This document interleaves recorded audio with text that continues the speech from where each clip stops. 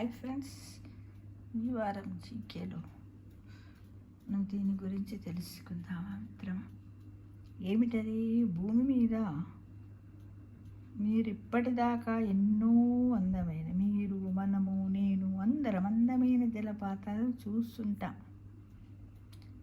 కానీ సముద్ర గర్భములో కూడా ఓ జలపాతం ఉందంటే మనం నమ్ముతారా? నమ్మలేం కదా. అదే ఇది. ఏమిటది? గ్రీన్లాండ్, ఐస్లాండ్ మధ్య ఉన్న డెన్మార్క్ జలసంధిపై ఇది ప్రవహిస్తుంది.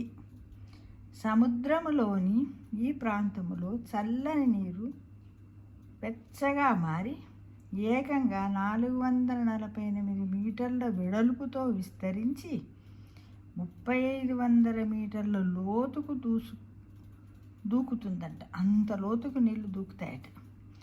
నీటి సాంద్రత, ఉష్ణోగ్రతల్లో తేడా వల్ల ఇది ఏర్పడిందట. యూరప్ గడ్డగట్టకుండా ఉండడానికి ఈ ప్రవాహమే కీలకమని అందరు పరిశోధకులు మనకు తెలుపుతున్నారు మిత్రమా. నిజమే కదా. చూడండి, ఇలా అంత ఆ జలపాతము అంత లోతుకు నీళ్లను అంత వెడల్పుతో, ఎంత వెడల్పు? 448 మీటర్ల వెడల్పుతో విస్తరించి 3500 మీటర్ల లోతు వరకు కూడా వాటర్ అంతా దుంకుతూ ఉంటుందట ఈ జలపాతంలో.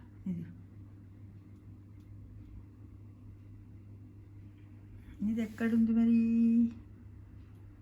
యూరప్లోనట. ఐస్లాండ్ మధ్య ఉన్న డెన్మార్క్ జలసంధిపై ఉన్నదంట.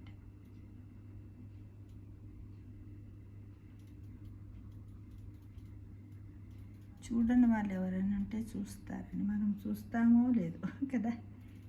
ఈ విధంగా రోజుకొక జీకే క్వశ్చన్ మనం తెలుసుకుంటే బాగుంటుందని ఉద్దేశంతో ఈ వీడియో చేస్తున్నాను మిత్రమా.